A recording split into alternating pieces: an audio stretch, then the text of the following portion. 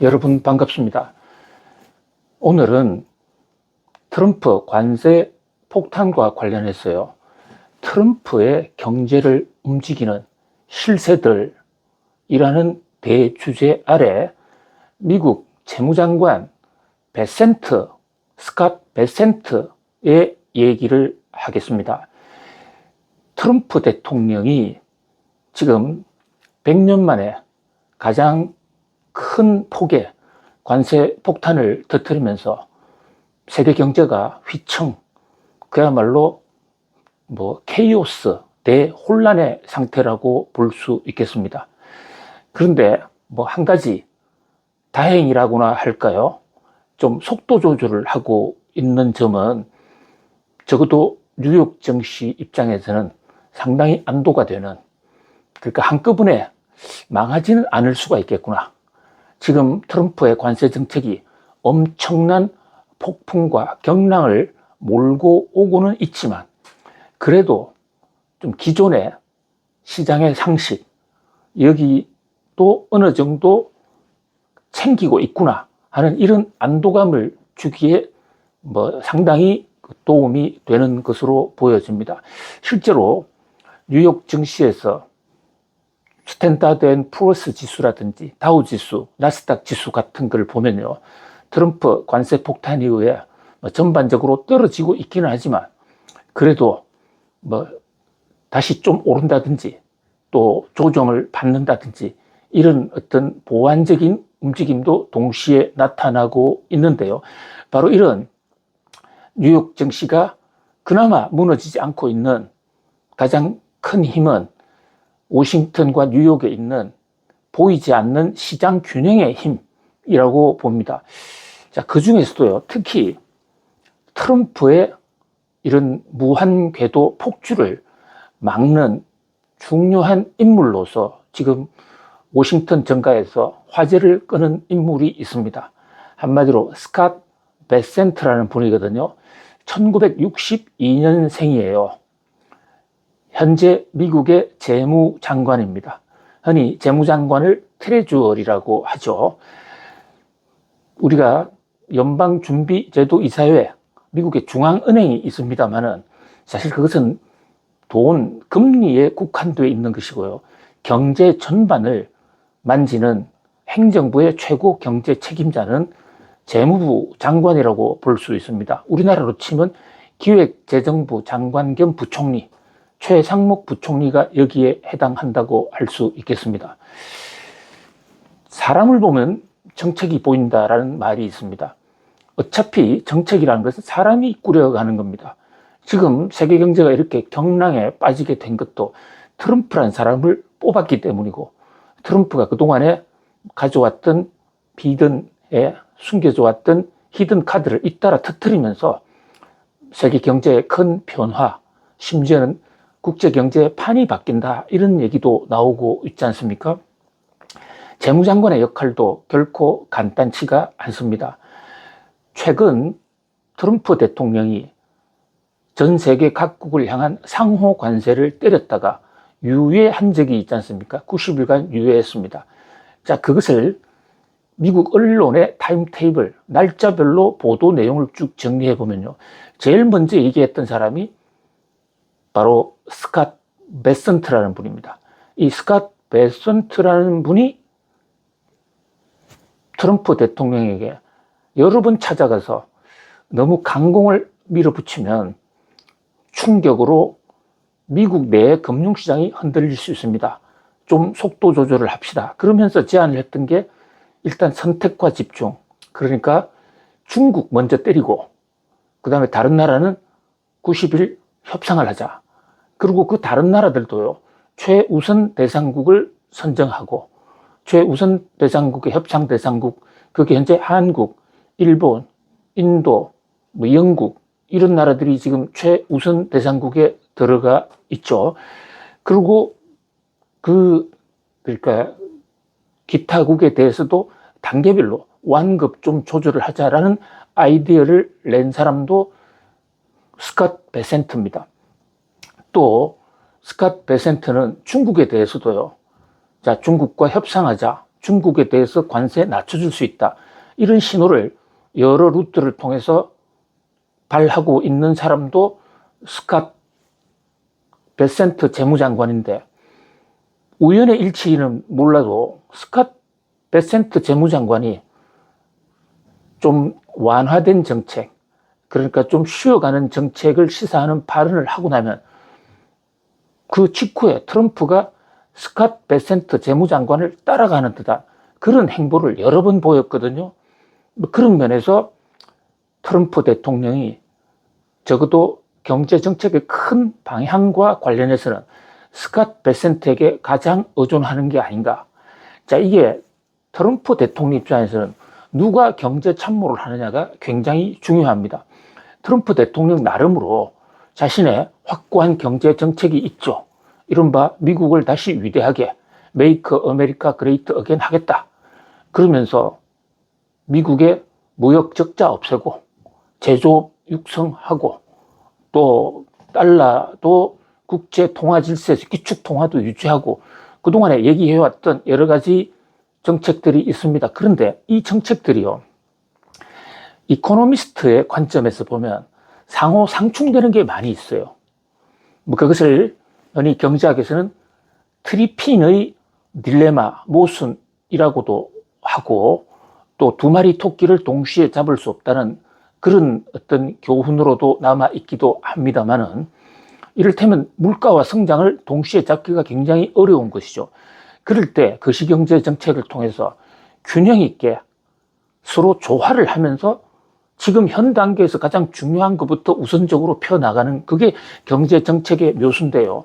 여기는 경제학에 대한 좀 기초가 있어야 혼선을 최대한 막을 수 있다, 이렇게 봅니다.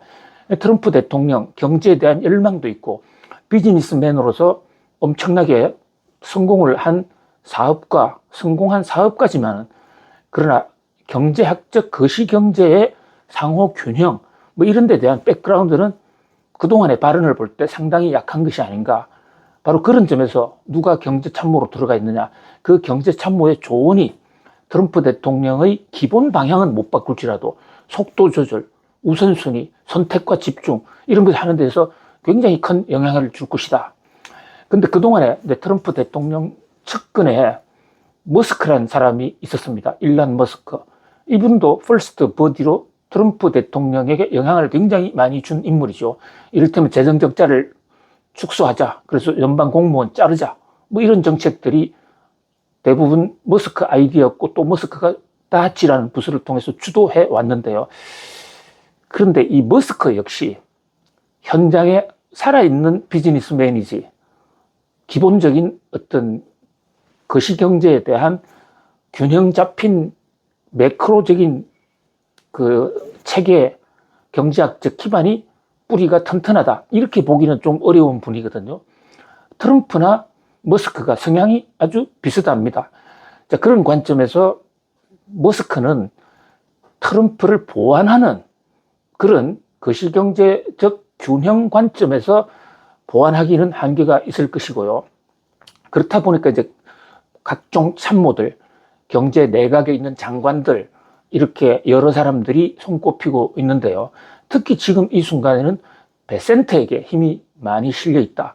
따라서 스캇 베센트를 보면 트럼프의 정책 방향, 또 속도 조절 이런 것까지 다 보일 수 있다. 뉴욕 증시에 투자하시는 서학 개미들 입장에서는 지금 이 순간에는 누구보다도 스캇 베센트 얘기를 좀 주목해 볼 필요가 있습니다. 최근에 트럼프 대통령이 제롬 파월 연준 의장을 자른다 해서 난리가 난 적이 있지 않습니까? 주가도 대폭락하고 달러, 국채 가격도 크게 떨어졌었더랬죠. 그런데 베센트 재무장관은 한 번도 연준 의장을 향해서 금리 인하를 하라고 한 적도 없고요. 재무장관임에도 불구하고요.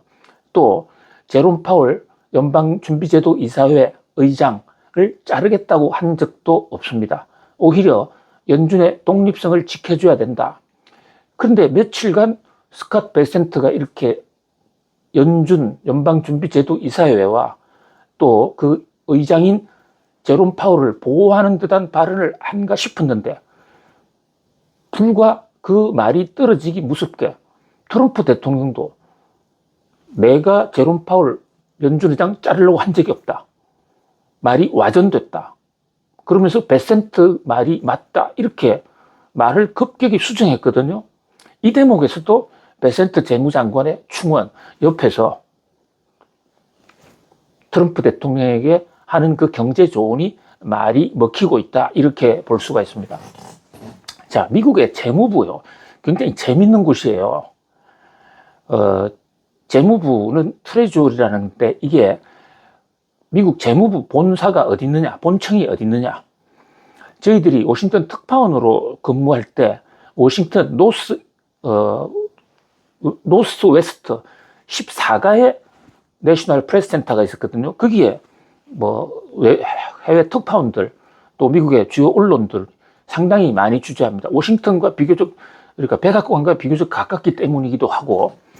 그런데 그 내셔널 프레스 센터 14가에서 백악관 쪽으로 접근하다 보면요, 백악관 입구에 아주 웅장한 건물, 최고로 멋있는 건물, 백악관이 아니고 바로 미국 재무부 청사입니다. 원래 백악관을 짓기 전부터 있었던 미국 워싱턴 청사 중에서 가장 역사가 오래된 것이고요. 백악관이 불났을 때라든지 또 백악관에 무슨 일이 있을 때는 이 재무부 청사에 대통령이 묵었습니다. 대표적인 예로 에브라함 링컨이 저격당한 적 있지 않습니까? 그때 에브라함 링컨의 가족들이 백악관에서 나가는데 시간이 필요해요. 그러니까 새로 들어온 대통령, 부통령이 대통령을 선거했으니까 그분들이 바로 재무부에 묵었기도 했고, 그래서 이 재무부를 제2의 대통령궁이라고도 합니다. 실제로 경내에 같이 있어요. 그러고요, 또 재밌는 것은 경호실장, 우리나라에서는 경호처장이라고 그러고 막강한 권력이 있지 않습니까? 거의 뭐 대통령 비서실장보다도 더 높은 권력. 우리나라 박정희 대통령도 결국은 이 경호실장과 안기부장, 중앙정보부장의 서로 간의 다툼 속에서 총탄을 맞아서 운명을 했죠. 우리나라는 경호실이 굉장히 센데요. 미국은 그렇지 않습니다. 순수하게 경호만 하는데 그 경호실이 어디 소속이었느냐? 아주 최근까지만 하더라도요, 재무부 소속이었습니다. 왜 재무부냐? 재무부가 돈줄 만지고 있지 않습니까? 그러니까 어떤 경우에도 경호실한테는 월급을 줘야 되고 또 경호원들한테 무기 제공해야 되고,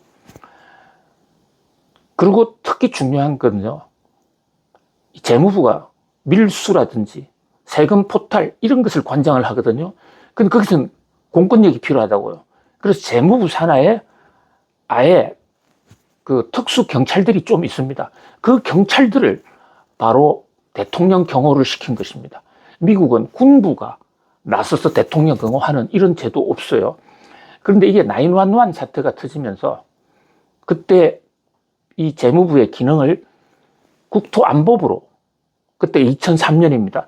그래서 넘겨서 지금은 재무부가 경호는 하지 않지만 역시 예산은 지금 재무부가 짜주고 있는 것이죠. 재무부가 그만큼 영향력이 크다, 이런 말씀을 드리는 것입니다. 그러니까 대통령도 같은 경내에 있으니까 언제든지 재무장관은 수시로 만날 수가 있고요, 영향을 받기가 쉽죠. 근데 이 베센트가 누구이길래 트럼프의 독주를 막느냐? 자, 1962년생이라고 말씀드렸지 않습니까?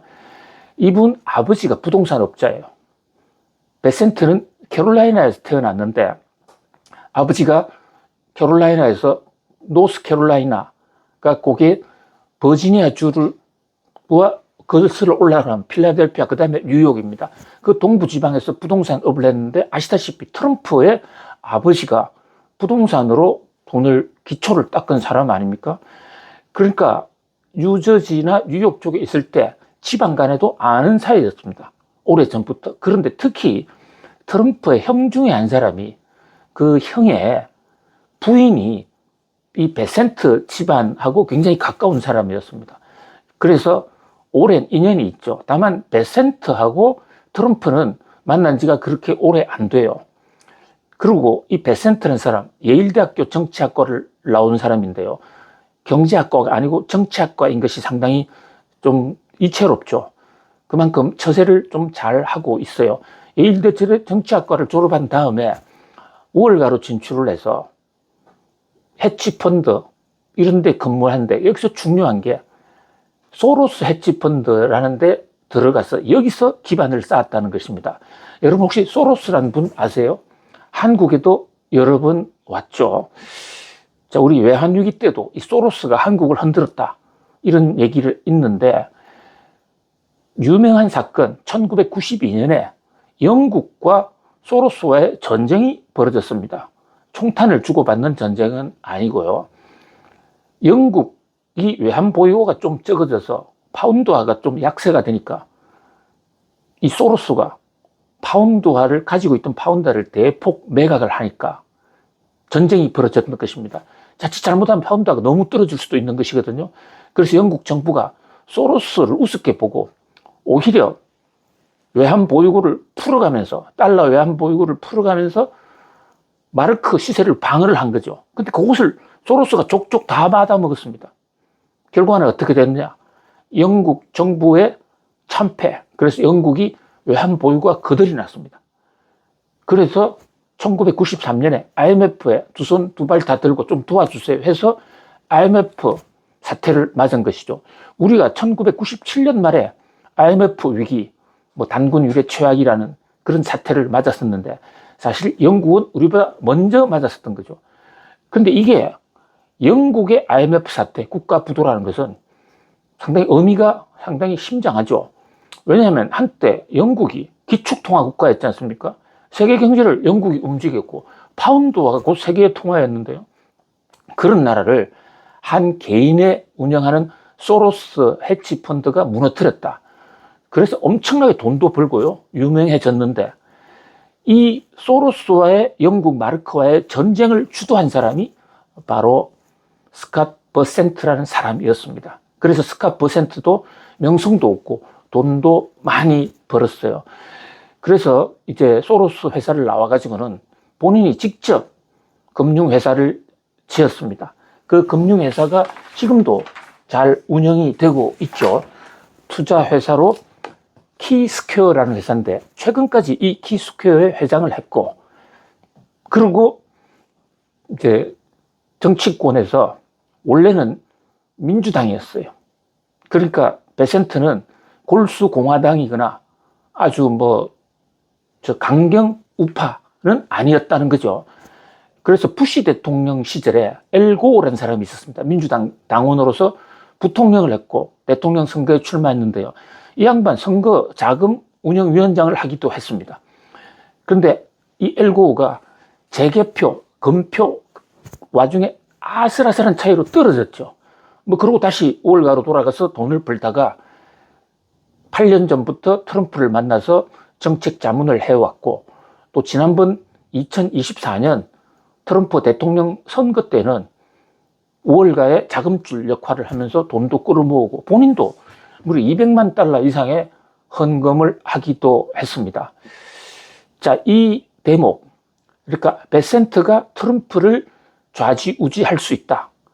특히 이 머스크가 최근에 자기 사람으로 심어놓은 국세청장이 있습니다.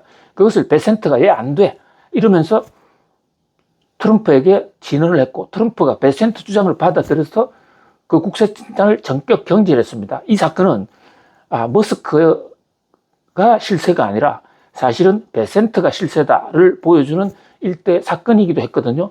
최근 이제 관세 유예라든지 관세 협상 모두 이 베센트가 주도하고 있습니다. 우리나라 최상목 경제부총리 미국에서 통상 협의하고 있지 않습니까? 그쪽 미국 쪽 카운터파트도 스캇 베센트입니다. 그런 관점에서 한미 간의 경제 협상이나 세계 경제 돌아가는 걸 파악하기 위해서는 베센트의 경제 철학과 그의 살아온 길 아는 게 좀 필요할 것 같고요.